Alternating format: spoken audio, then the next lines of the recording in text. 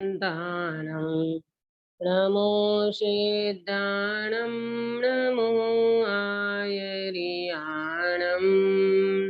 नमो वज्रायाणं नमो लोये सब्बसाहुणम्। Kashmira Ben હા मंगलाचरण દીદી. करोगे? દીદી હું શું કહેતી હતી, આ 13 નંબર થી 20 સુધી બોલું? કારણ કે આમ જરાક 4 નો નામ બોલીએ ને તો ટ્યુન માં બરાબર બોલાશે, એ રીતે हाँ બોલું? हाँ हाँ, ले ले। संकोच बिन पर्याय में परिपूर्ण रीति विकास हो, पर से न इसमें कार्य हो, पर कार्य का कारण न हो। जाने स्वपर को स्वपर के जानने में आय भी, नहीं त्यागता कुछ भी तथा नहीं ग्रहण करता कुछ कभी, नहीं ग्रहण करता कुछ कभी। घटता न बढ़ता आत्मा, एक रूप रहता नित्य रे। हर समय उपजे नष्ट हो, फिर भी सदा ध्रुवता धरे। उत्पाद व्यय ध्रुवता सहित नित परिणमित हो आत्मा।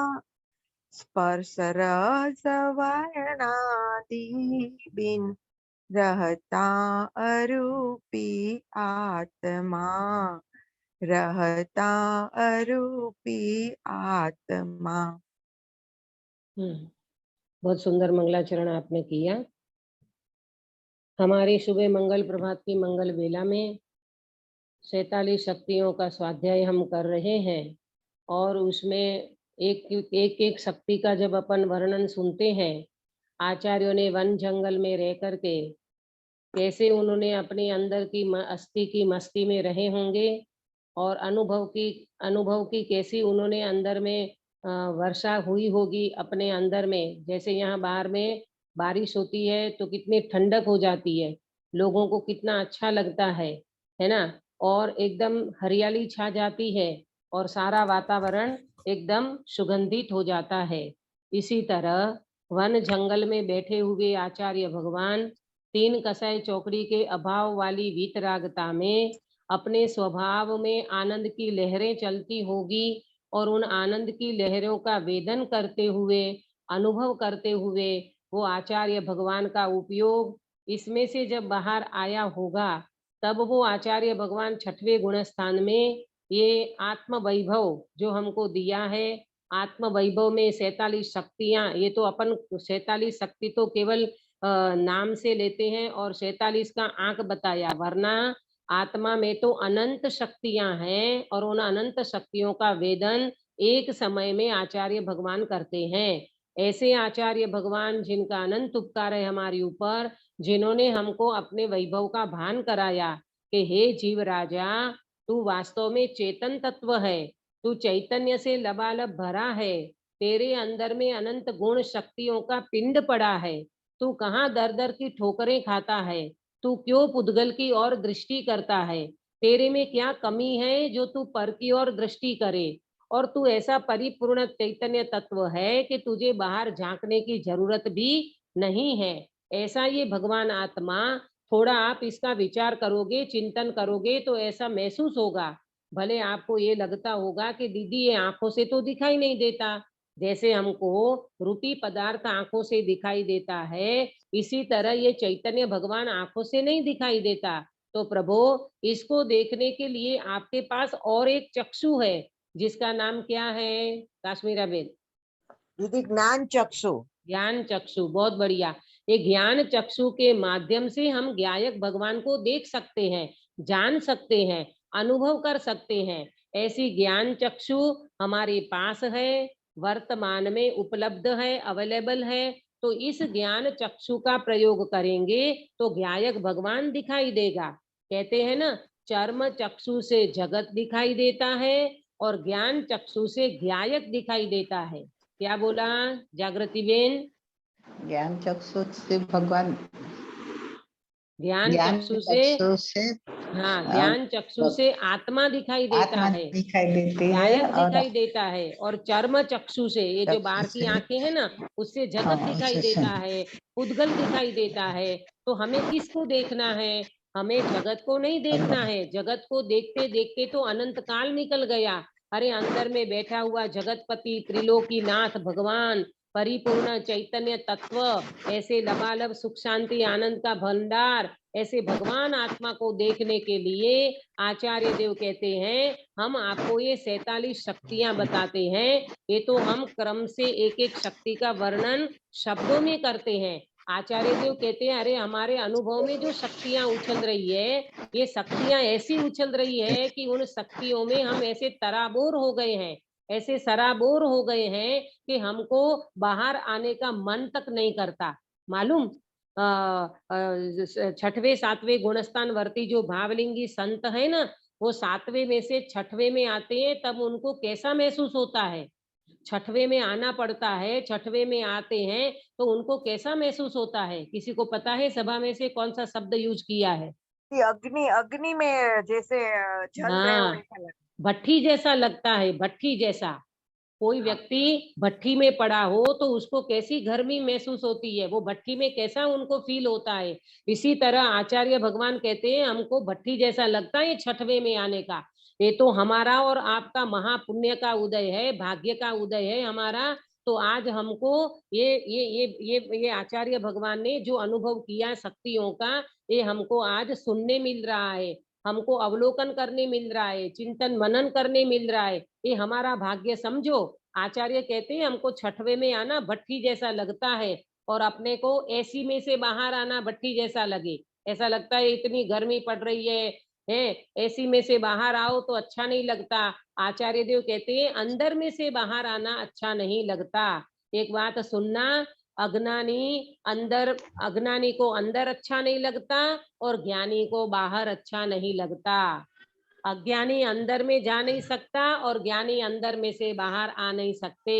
ये तो कोई कर्म के वशात उदय से आना पड़ता है, वरना आचार्य तो अपनी मस्ती में मस्त रहते हैं। इसीलिए गुरुदेव श्री कहते थे कि निर्ग्रंथ मुनिराज माने क्या, भावलिंगी संत माने क्या, हालता चालता सिद्ध। क्या बोला सुनीता जी? भावलिंगी संत कैसे होते हैं? हालते चालते सिद्ध। हाँ, चलते फिरते सिद्ध। अभी केवल ज्ञान लिया के लेंगे, केवल ज्ञान की तलेटी में जो विराजमान है, ऐसे ये आचार्य भगवान, ऐसे साधु परमेष्ठी भगवान अपने स्वभाव का वेदन करते हैं। उसमें से ये 47 शक्तियां जो बाहर आई है, उसका हम क्रम से वर्णन कर रहे हैं। कल तक हमारी चर्चा कितनी शक्तियों की हो गई? 16 शक्तियों की चर्चा हुई। कल हमने जो त्यागोपादान शून्यत्व शक्ति ली थी ना, तो उसमें आपको बराबर भाव समझ में आया होगा कि कैसा भगवान है, ये कैसा मेरा चैतन्य स्वरूप है, मैं कैसा ज्ञायक भगवान हूँ। न मेरे में कुछ कमी है और न मेरे में कुछ अधिक है, न मेरे में कुछ घटता है और न मेरे में कुछ बढ़ता है। ऐसा मैं त्यागोपादान शून्यत्व शक्ति से भरा हूँ। कितनी सुंदर बात है, न अपने में कुछ लाना और न अपने में से कुछ बाहर निकलना। तुम लोक व्यवहार में तो आप कैसे, कभी कभी तो आपको कंटाला भी आता हो, इसको इतना देना, किसी की शादी में गए तो इतना लिफाफा बनाना, इतना कवर देना, किसके उधर गए तो सोना देना, ये देना वो देना, किसी से लेना किसी को देना, किसी को लेना किसी को देना। ये व्यवहार चलता रहता है कि नहीं संसार में प्रेमलता जी? चलता है दीदी, चलता रहता है ना ये संसार का व्यवहार। यहाँ कहते हैं तुम्हें कुछ न लेना है न तुम्हें कुछ देना है। अरे तुम ऐसे परिपूर्ण चैतन्य तत्व हो प्रभु, आप अंदर में दृष्टि तो करो। ये ज्ञायक भगवान सदा परिपूर्ण। देखो, लोक व्यवहार में तो हम कर्म के उदय से पहले कभी गरीब होते हैं, फिर पुण्य का उदय आता है तो पैसे वाले बन जाते हैं, फिर कभी पाप का उदय आया तो करोड़पति को रोड़पति बनने में गिरीश भाई क्या टाइम लगता है? नहीं लगता है टाइम, है ना? कुछ समय नहीं लगता। आज का करोड़पति कल रोड़पति बन सकता है। तो पहले इतने सारे महलों में रहने वाले, इतने सारी फैसिलिटी को भोगने वाले, थोड़ी देर में उसको पाप का उदय आया, वो करोड़पति रोड़पति बन गया। लेकिन यहाँ देखो, ये त्यागोपादान शून्यत्व शक्ति कहती है, अरे मैं तो ऐसा परिपूर्ण चैतन्य तत्व हूँ, मैं सदा ऐसा रहा हूँ, तीनों काल में ऐसा रहने वाला ये मेरा भगवान आत्मा, मेरे में कोई कमी होती नहीं है और मेरे में कोई ओवरफ्लो नहीं होता जिसको मैं बाहर निकालूं।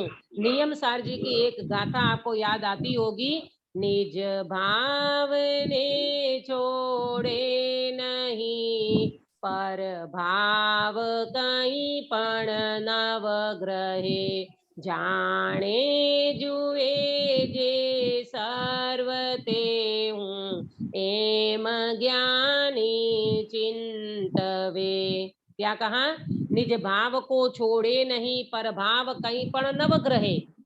अपने भाव को छोड़ता नहीं है, यानी ज्ञायक भाव को छोड़ता नहीं है और पर भाव को ग्रहण करता नहीं है। तो क्या करते हैं? जाने जुवेते सर्व भावे एम ज्ञानी चिंतवे। वो तो मात्र जानते देखते हैं। ऐसे ज्ञानी भगवान, ऐसे ज्ञानी जीव, ऐसे आचार्य महाराज अपने स्वभाव में सदा विराजमान रहते हैं। ऐसी उनकी त्यागोपादान शून्यत्व शक्ति है। हमारी भी शक्ति ऐसी ही है। हम अंदर में दृष्टि करेंगे तो ऐसा ही त्यागोपादान शून्यत्व हमारा स्वभाव मिलेगा, जो पर द्रव्य से, पर भाव से रहित है और अपने स्वभाव से सहित है। बराबर। ये चर्चा हमारी काफी हो गई।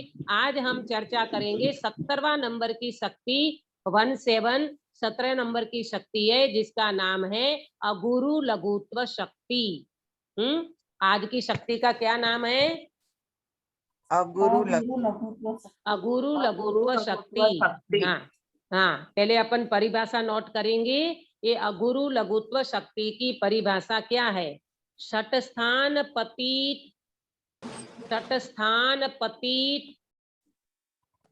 वृद्धि हानि रूप परिणमित, षटस्थान पतित वृद्धि हानि रूप परिणमित अगुरु लघुत्व शक्ति। फिर से बोलती हूँ, षटस्थान पतित वृद्धि हानि रूप परिणमित, वृद्धि हानि रूप परिणमित अगुरु लघुत्व शक्ति। पतित में दीदी द में त में छोटा ही मात्रा आएगा ना? पतित। हाँ हाँ, रस्व, हाँ छोटी मात्रा। षटस्थान पतित वृद्धि हानि रूप परिणमित अगुरु लघुत्व शक्ति। बराबर। मैं अभी मीनिंग बताती हूँ इसका। पतित के प्रतीक? प्रतीत नहीं, पतित। पतित माने पर्याय है ना, पर्याय। पर्याय में सटगुण हानि वृद्धि होती है ना, तो पर्याय में ये सारी चीजें हो रही है।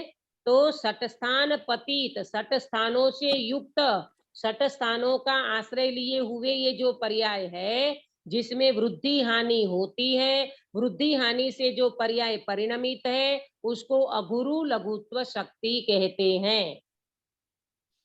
बराबर। सटस्थान पतित माने 6 स्थान।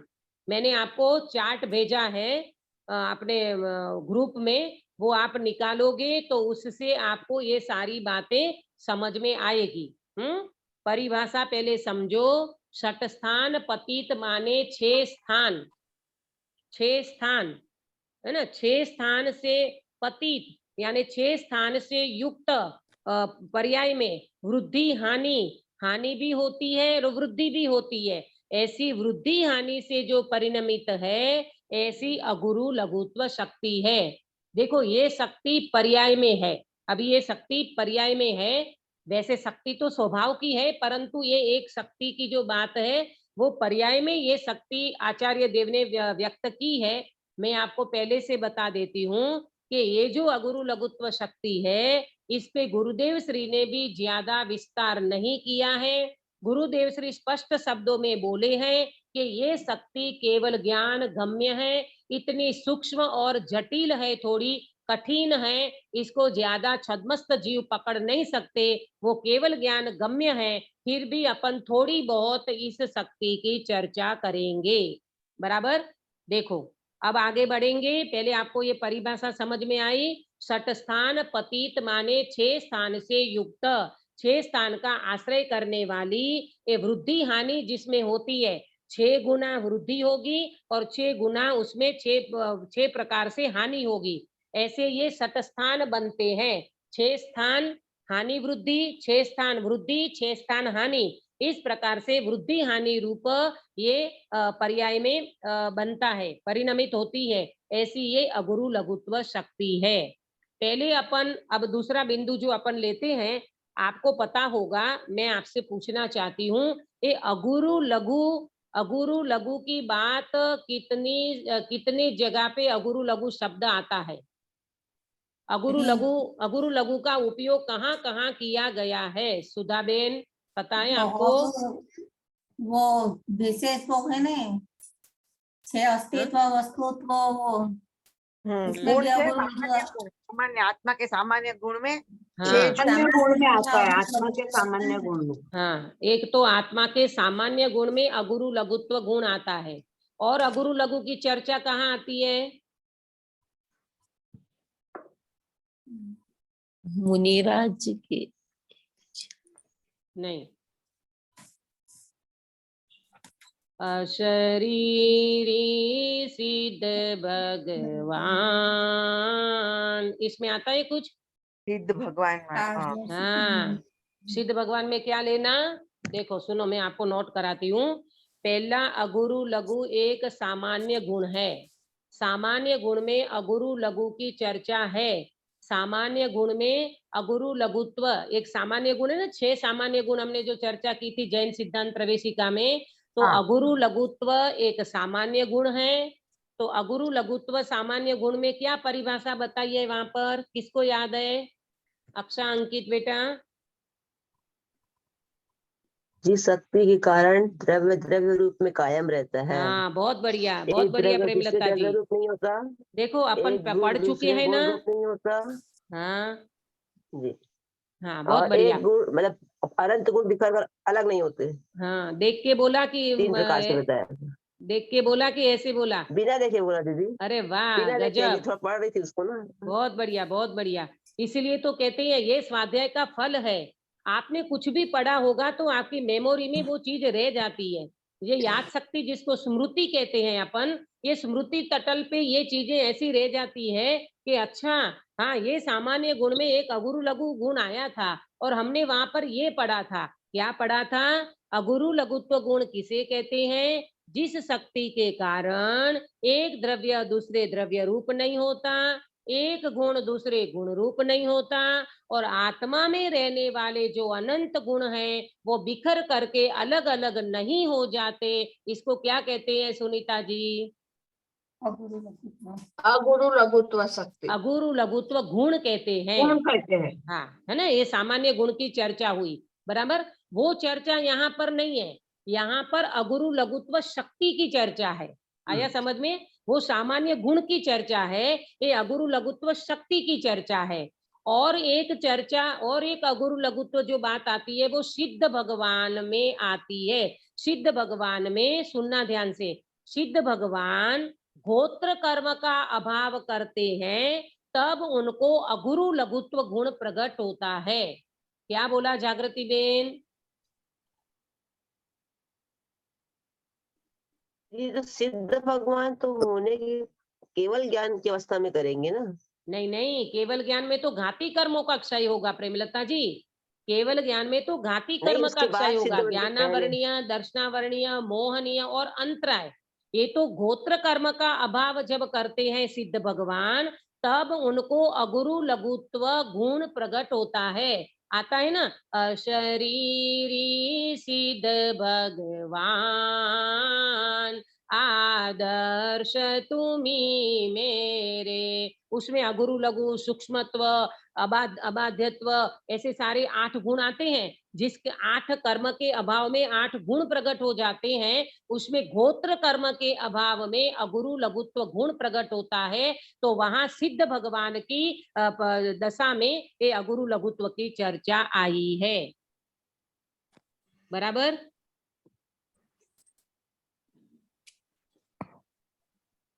और यहाँ पर अगुरु लघु शक्ति की चर्चा है, बराबर। तो ये तीनों चीजें अलग है। अगुरु लघु सामान्य गुण है वो अलग है, अगुरु लघु सिद्ध भगवान में प्रकट हुआ वो अलग है, और ये अगुरु लघु शक्ति की बात है। ये शक्ति थोड़ी केवल ज्ञान गम्य है, छद्मस्त ज्यादा इसको पकड़ नहीं सकते, फिर भी थोड़ा बहुत इनका आचार्य देव ने वर्णन किया है, उसकी चर्चा अपन यहाँ पर करेंगे, बराबर। ये चर्चा थोड़ी जटिल बताई है, परंतु केवली भगवान के ज्ञान गम्य है, छद्मस्त तो आगम से उनको जान सकता है, बराबर। अब देखो मैं चर्चा करती हूँ कि ये जो चर्चा है अविभाग प्रतिच्छेद की चर्चा, अरे वृद्धि हानि रूप जो षटस्थान पतित, तो पहले आप चार्ट निकालो, उससे आपको पता चलेगा ये षटस्थान पतित है क्या। 6 गुणी हानि और 6 गुणी वृद्धि ये जो होती है वो क्या चीज है। तो पहले नंबर में क्या बताया चार्ट में, पहले नंबर में क्या लिखा है काश्मीरा में, अनंत गुण वृद्धि।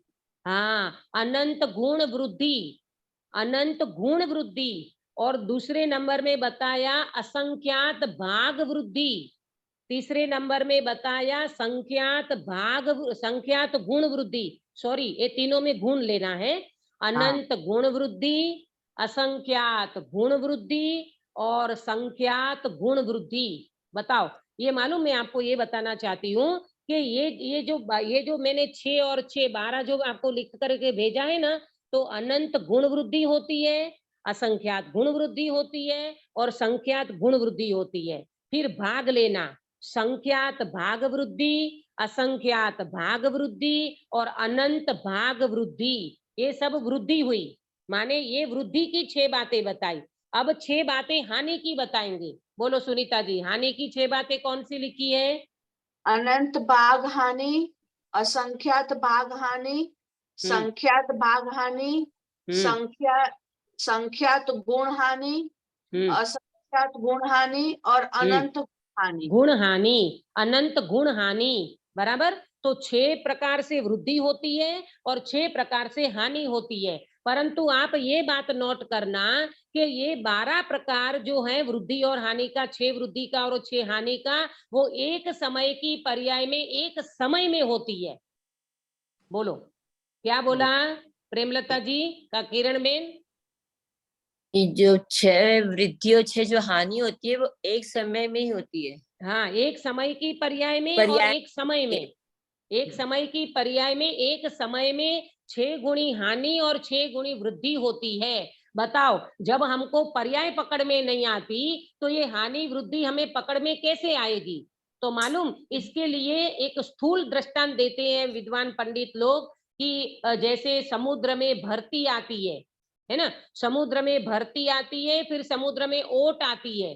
तो ये तो अपने को भरती ओट दोनों अलग अलग मालूम पड़ता है ना, तो दृष्टांत तो ऐसे ही दे सकते हैं। लेकिन 6 गुणी हानि और 6 गुणी वृद्धि, ये दोनों प्रकार से भरती ओट यानी हानि वृद्धि एक समय की पर्याय में होती है। वो कहाँ कहाँ होती है, ये 6 गुणी हानि और 6 गुणी वृद्धि किस किस को होती है, ये बात को नोट करो। ये 6 गुणी हानि वृद्धि तो होती है, लेकिन किसको होती है, कौन बताएगा। सिद्ध भगवान को छोड़कर होती है सबको, सिद्ध भगवान में भी होती है। गजब बात तो ये है, देखो सुनो, अज्ञानी से लेकर सभी जीवों में नहीं, 6 द्रव्यों में सटगुण हानि वृद्धि होती है। क्या बोला, 6 द्रव्यों में सटगुण हानि वृद्धि होती है, और सिद्ध भगवान में भी सटगुण हानि वृद्धि होती है। और कल तो हमने ये पढ़ा कि न आत्मा में कमी होती है, न आत्मा में कोई वृद्धि होती है, लेकिन प्रभु ये पर्याय की बात है। वो हमने त्यागोपादान शून्यत्व शक्ति की बात की थी, वो शक्ति की स्वभाव की बात थी। ये पर्याय में जो इस प्रकार की हानि वृद्धि होती है वो एक समय की पर्याय में होती है। तो 6 द्रव्यों की पर्याय में और सिद्ध भगवान में भी ये सटगुण हानि वृद्धि होती है। अब आप कहोगे दीदी ये क्यों होती है और कैसे होती है, इसका जवाब गुरुदेव श्री ने भी नहीं दिया है, वो केवल ज्ञान गम्य करके छोड़ा है। अपन भी केवल ज्ञान गम्य से आगम्य थोड़ी बहुत इसकी बात बताई है ना, इसीलिए अपन इसकी चर्चा थोड़ी बहुत कर लेते हैं, बराबर।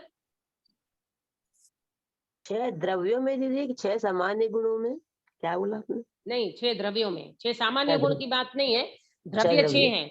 गुण जी। सामान्य 6 होते हैं, वैसे तो गुण अनंत है, सामान्य गुण भी संख्या अपेक्षा से उसको 6 बताया है। पर ये जो हानि वृद्धि जो होती रहती है ना, देखो आप एक थोड़ा सा महसूस करो, थोड़ा फील करो, अपने अंदर में दिन भर में कितने विचार आते हैं, कितने परिणाम होते हैं, बहुत अनंत। चलते ही रहते हैं। है ना। विचार अपने चलते रहते हैं, चलते रहते हैं, तो उसमें कितना उतार चढ़ाव होता रहता है। कभी एकदम उत्कृष्ट परिणाम हो जाते हैं, कभी हीन परिणाम हो जाते हैं, कभी मध्यम भाव होते हैं, कभी ऐसे होते हैं, कभी शुभ होते हैं, कभी अशुभ होते हैं। तो हमारे हमारे अंदर में होने वाले पर्याय के भावों को भी हम पकड़ नहीं सकते हैं। माने बहुत सारे उतार चढ़ाव विचारों में अप डाउन होता रहता है। वो ये कहते हैं कि भाई एक समय की पर्याय में, ये तो केवल केवल ज्ञानी भगवान ही जान सकते हैं, है ना, अरियंत सिद्ध भगवान ही जान सकते हैं कि ये पर्याय का स्वरूप हानि वृद्धि रूप कैसा होता होगा। ये तो अपन आगम के माध्यम से थोड़ी बहुत इसकी चर्चा आई है, तो अपन उसको समझ सकते हैं। वरना देखा जाए तो ये शक्ति है तो 6 द्रव्य में। अरे ऐसी बात बताते हैं कि केवली भगवान में जो सटगुण हानि वृद्धि होती है, वो समय समय हानि वृद्धि हुआ करती है। ऐसा अचिंत्य कोई इस स्वभाव है अपने द्रव्य का, अपने स्वभाव का, वो केवल ज्ञान गम्य है। इसको ज्यादा वो सूक्ष्म होने के कारण अपन उसको ज्यादा पकड़ नहीं सकते हैं, पर इसकी चर्चा आई है। अब मैं आपको इसका थोड़ी सी चर्चा ये करना चाहूंगी कि ये जो चर्चा की है ना, ये शक्ति के माध्यम से, वो ये अगुरु लघुत्व शक्ति की चर्चा अविभाग प्रतिच्छेद को लिए हुए की है। किसको? अविभाग प्रतिच्छेद। पहला नोट करो, अविभाग प्रतिच्छेद के माध्यम से इस शक्ति की चर्चा की है।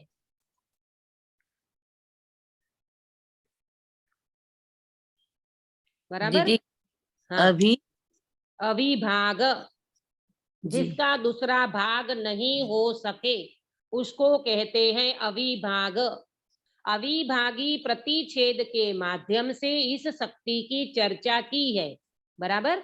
अब आपको प्रश्न होगा कि दीदी अविभाग प्रतिच्छेद किसे कहते हैं, तो इसको भी नोट कर लो। अविभाग प्रतिच्छेद क्या चीज है?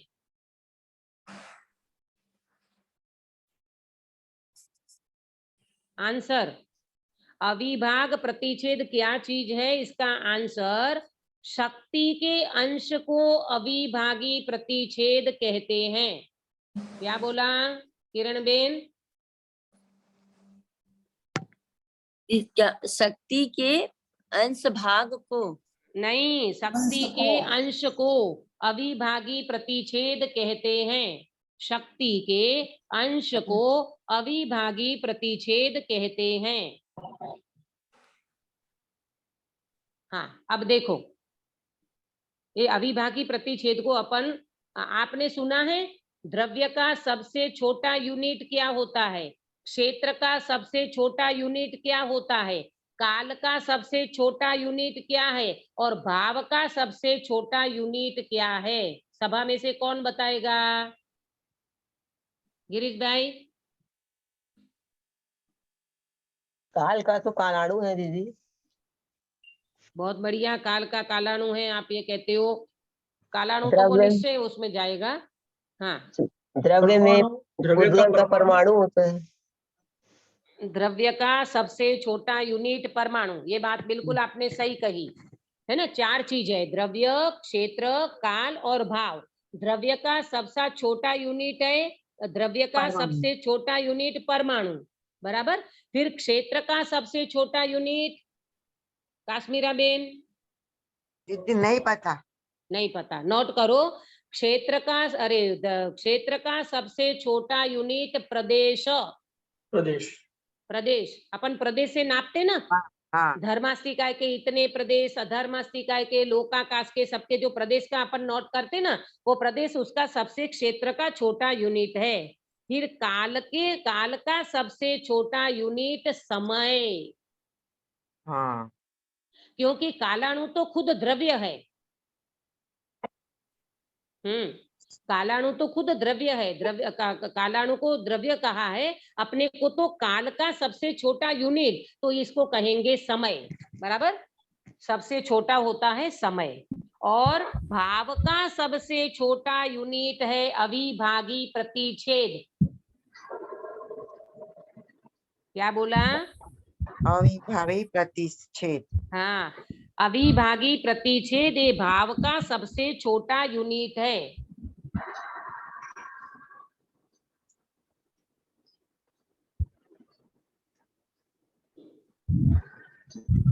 बराबर।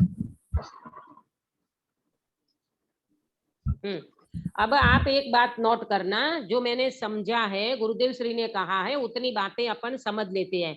हर पर्याय के अविभागी प्रतिच्छेद अलग अलग होते हैं। क्या बोला गिरीश भाई? रिपीट करो। हर पर्याय के अविभागी प्रतिच्छेद अलग अलग होते हैं। तभी तो अपन कहते ना कि भाई थोड़ी देर पहले तो देखो, गौतम स्वामी की अपन बात करें तो थोड़ी देर पहले गौतम स्वामी कैसे ग्रहित मिथ्यात्व में पड़े थे, और थोड़ी देर में अंतर्मुहूर्त में क्या चमत्कार हो गया कि वो जीव सम्यक दृष्टि बन गया, वो जीव भगवान के समोसरण में चला गया, मुनि दीक्षा अंगीकार कर ली, द्वादश अंग का ज्ञान कर लिया और भगवान के प्रथम गणधर बन गए, है ना। तो ये कैसे बना सुनीता जी, ये कैसे बना? ये इनके मतलब जो अविभावी प्रतिच्छेद है जो अलग। हाँ, अविभागी प्रतिच्छेद का मतलब हर पर्याय में अविभागी प्रतिच्छेद अलग अलग होते हैं। माने हर समय की पर्याय का प्रतिच्छेद जो है, अविभागी अंश जो है, वो अलग अलग होते हैं। यानी अपन कहते ना, पर्याय की क्या विचित्रता है भाई, एक समय पहले ऐसा और दूसरे समय में ऐसा। तो कहते हैं हर पर्याय में अविभागी प्रतिच्छेद, अविभागी प्रतिच्छेद भाव को लिए हुए हैं, भाव का यूनिट है। अपने भाव कितने पलटते रहते हैं। गौतम स्वामी इंद्रभूति के परिणाम कैसे पलट गए, भाव कैसे पलट गए? तो भाव पलटे तो थोड़ी देर में वो जीव ने ऐसी योग्यता डेवलप कर ली कि एक समय का मिथ्या दृष्टि थोड़ी देर में गणधर पद के अनुयाम की गणधर पद के धारण कर लिया, गणधर पद पे विराजमान हो गए। ये क्या कहेंगे? ये कहते हैं पर्याय के अविभागी प्रतिच्छेद। हर समय के पर्याय के अविभागी प्रतिच्छेद अलग अलग होते हैं, ये हमें इससे समझ में आता है। बराबर। दूसरी बात नोट करना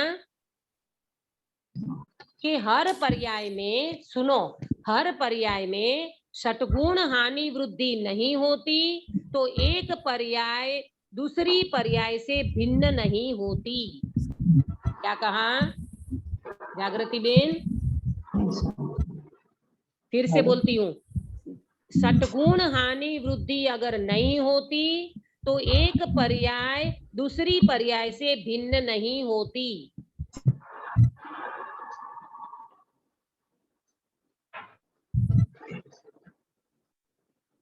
बराबर।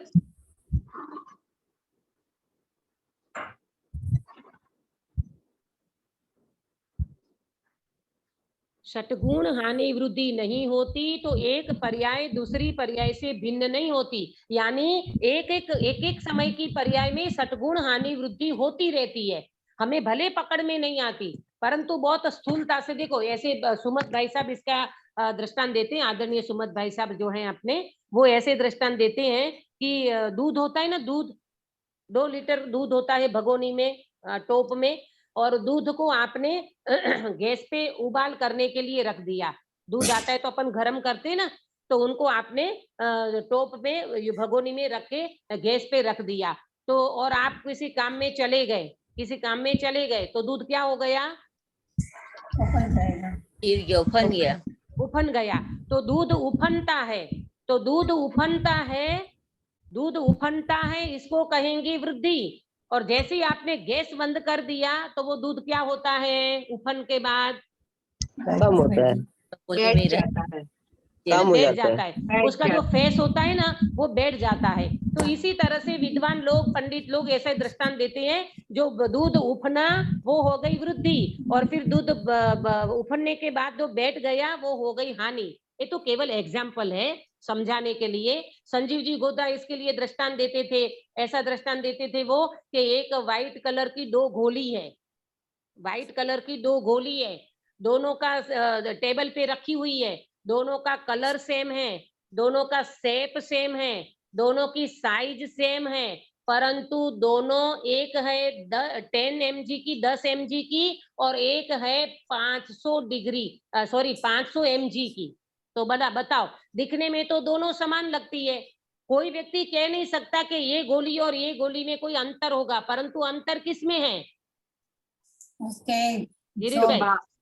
उसकी शक्ति में। हाँ, उसकी शक्ति में अंतर है, उसका अविभागी प्रतिच्छेद जो है भाव को लिए हुए उसमें अंतर है। भले दिखने में समान है, भले कलर समान है, भले शेप समान है, परंतु ये दोनों गोली में जमीन आसमान का अंतर है। ऐसे दृष्टांत देकर के इस बात को थोड़ा बहुत समझाने का प्रयास करते हैं, बाकी केवली भगवान ही जान सकते हैं और किसी के बस की नहीं है। अगली बात नोट करना, अगली बात नोट करना, ये पावर में जो फर्क है, अभी ये जो पावर की बात की ना 5 mg और 10 mg, ये पावर में जो फर्क है वो अविभागी प्रतिच्छेद की अधिकता और अल्पता का फर्क है। क्या बोला? पावर में जो फर्क है ये अविभागी प्रतिच्छेद की अधिकता और अल्पता का फर्क है।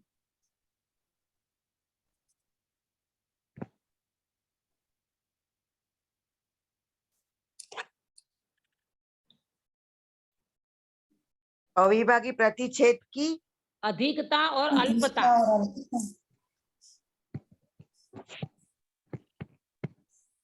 ये तो देखो, अपने को ये गोली का दृष्टांत दिया तो अपने को समझ में आता है कि 10 mg की जो है वो कम पावर वाली है और 500 mg की है वो ज्यादा पावर वाली है, लेकिन अंदर में जो ये पर्याय होती रहती है ना, सटगुण हानि वृद्धि, तो उसकी तो केवली भगवान ही जान सकते हैं कि ये में कैसे अधिकता और कैसे वृद्धि और कैसे हानि होती रहती है। हमारी पकड़ में ये चीज नहीं आती। ये थोड़ा बहुत विद्वानों ने, गुरुदेव श्री ने थोड़ी बहुत चर्चा की है जो मैंने आपके सामने रखी है। बाकी ये सटगुण हानि वृद्धि का परिणमन समय समय हुआ करता है, ऐसा कोई अचिंत्य स्वभाव है ऐसा श्रद्धान करना, बाकी बात केवली गम्य है। आया समझ में? इसकी ज्यादा चर्चा है ही भी नहीं कहीं आगम में। अल्पता का उसके बाद क्या बोले दीदी? मैं ये बोली कि पर्याय में ये जो पावर में जो फर्क है ना, वो अविभागी प्रतिच्छेद की अधिकता और अल्पता का फर्क है।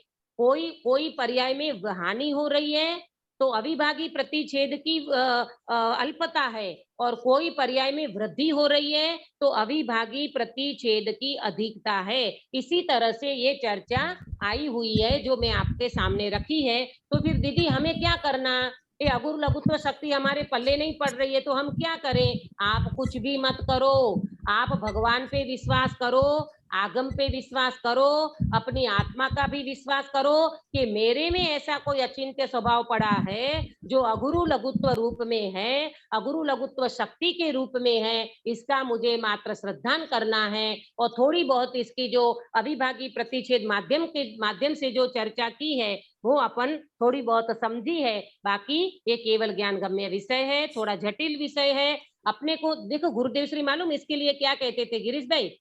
गुरुदेव ये कहते थे सभी आपको अभी समझ में आ जाएगा तो फिर केवल ज्ञान में क्या करोगे? हाँ, काश्मीरा बहन क्या बोला? अभी समझ में आ जाएगा तो केवल ज्ञान में क्या करोगे? हाँ, केवल ज्ञान को प्रवचन सार में दिव्य ज्ञान कहा है। क्या उपमा दी है केवल ज्ञान को? दिव्य। सुनीता जी, दिव्य ज्ञान, दिव्य ज्ञान, दिव्य ज्ञान। ऐसा कौन सा ऐसा दिव्य ज्ञान है जो उस दिव्य ज्ञान में सब कुछ दिखाई देता है, जानने में आ जाता है? तो गुरुदेव श्री इस शक्ति की जब चर्चा करते हैं तो गुरुदेव श्री ऐसा बोला करते थे कि भाई कोई पूछते गुरुदेव हमको तो ये समझ में नहीं आता है अविभागी प्रतिच्छेद क्या होता है और घटना बढ़ना क्या होता है, आप तो एक ही समय में बता रहे हो कि वृद्धि भी होती है हानि भी होती है, एक बात करो ना, या तो वृद्धि बोलो या हानि बोलो। गुरुदेव श्री कहते मैं अपने घर की बात नहीं करता हूँ और आपको ज्यादा समझ में नहीं आता तो आप ऐसा मानो कि छद्मस्त में सब कुछ समझ में नहीं आता, फिर केवल ज्ञान आएगा तब क्या जानोगे? तो केवल ज्ञान में ये सारी बातें आप जान लेना। जब आपको केवल ज्ञान होगा तब वृद्धि हानि सब कुछ दिखाई देगा। अविभागी प्रतिच्छेद सूक्ष्म में सूक्ष्म जो भाव का परिणमन है, यूनिट है, वो भी आपको केवल ज्ञान में दिखाई देगा भाई। तो केवल ज्ञान प्राप्त करने की इंतजार करो। तो अभी क्या करें? अभी ऐसे अगुरु लघुत्व शक्ति का श्रद्धान करो कि मेरे में ऐसी शक्ति विद्यमान है। जब केवल ज्ञान होगा तो जैसे प्रदेश प्रत्यक्ष दिखाई देते हैं, तब ऐसी शक्तियां भी आपको एकदम प्रत्यक्ष दिखाई देगी, अनुभव में आ जाएगी। तब अपन इसको वेदन में लेंगे। अभी अपन इसका श्रद्धान करते हैं।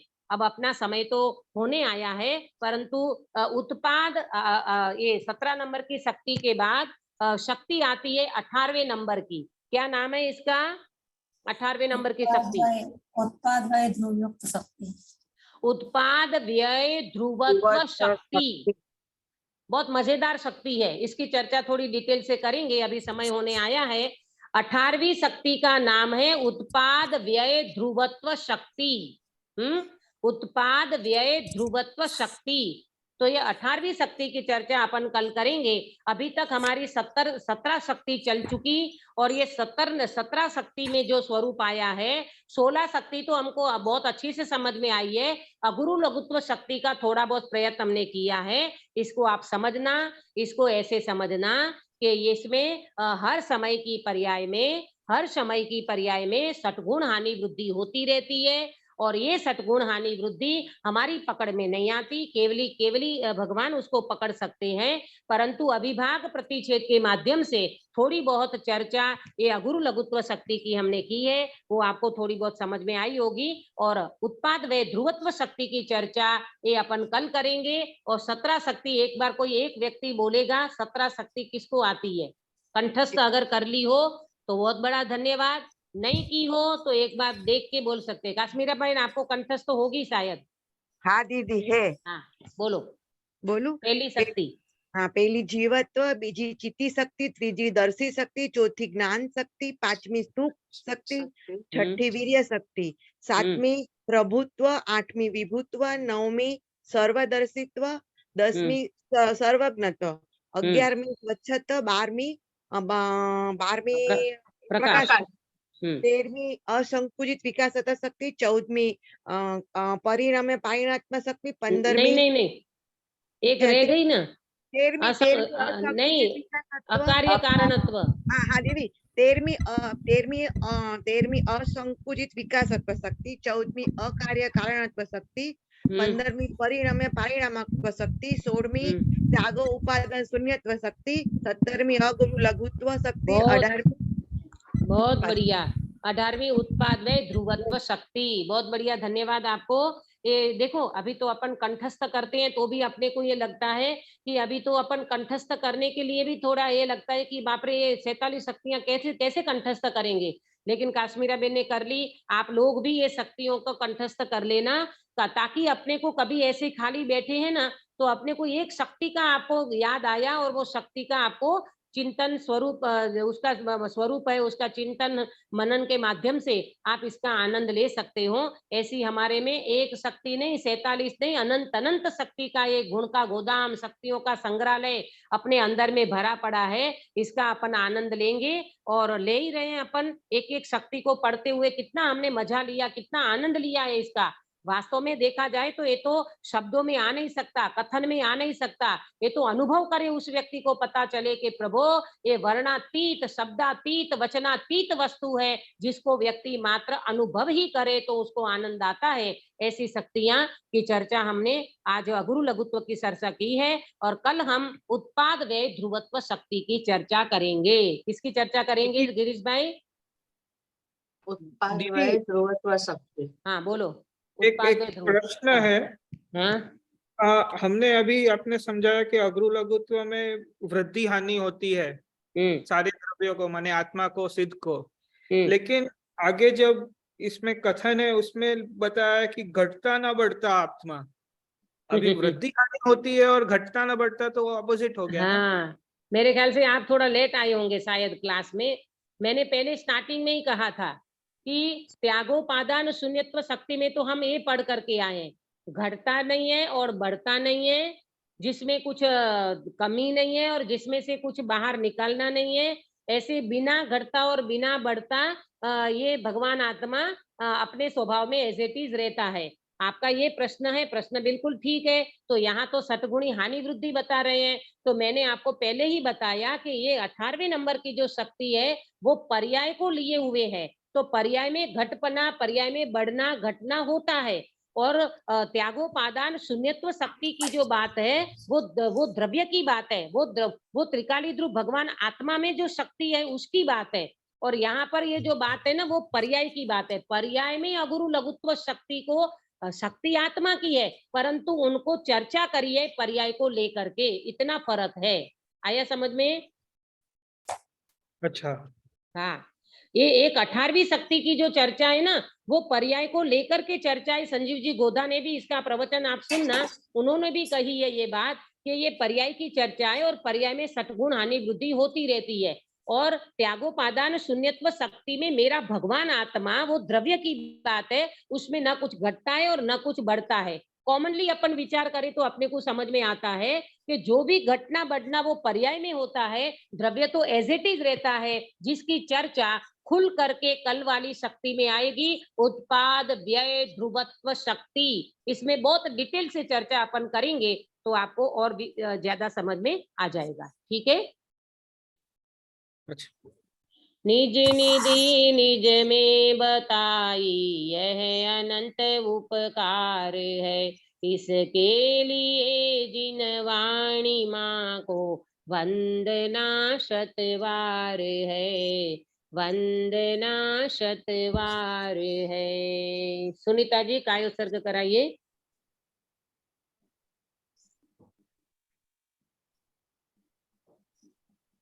नमो अर्यंताणम नमो सिद्धाणम नमो आयर्याणम नमो उवजायणम नमो लोये सव्वसाउणम। नमो अर्यंताणम नमो सिद्धाणम नमो आयर्याणम नमो उवजायणम नमो लोये सव्वसाउणम। नमो अर्यंताणम नमो सिद्धाणम नमो आयर्याणम नमो उवजायणम नमो लोये सव्वसाउणम। नमो अर्यंताणम नमो सिद्धाणम नमो आयर्याणम नमो उवजायणम नमो लोये सव्वसाउणम। नमो अर्यंताणम नमो सिद्धाणम नमो आयर्याणम नमो उवजायणम नमो लोये सव्वसाउणम। नमो अर्यंताणम नमो सिद्धाणम नमो आयर्याणम नमो उवजायणम नमो लोये सव्वसाउणम। नमो अर्यंताणम नमो सिद्धाणम नमो आयर्याणम नमो उवजायणम नमो लोये सव्वसाउणम। नमो अर्यंताणम नमो सिद्धाणम नमो आयर्याणम नमो उवजायणम नमो लोये सव्वसाउणम। नमो अर्यंताणम नमो सिद्धाणम नमो आयर्याणम नमो उवजायणम नमो लोये सव्वसाउणम। नमो अर्यंताणम। बोलो अंतर्मुख मुद्राधारी सर्व जिनेन्द्र भगवान की जय हो। नित्य बोधिनी द्वादशांगमयी जिनवाणी माता की जय हो। जय हो। 3 कम 9 करोड़ सर्वे वितरागी महामुनि राजों की जय हो। जय हो। परम अहिंसामय वितरागी जैन धर्म की जय हो। जय हो। सभी को जय जिनेन्द्र। जय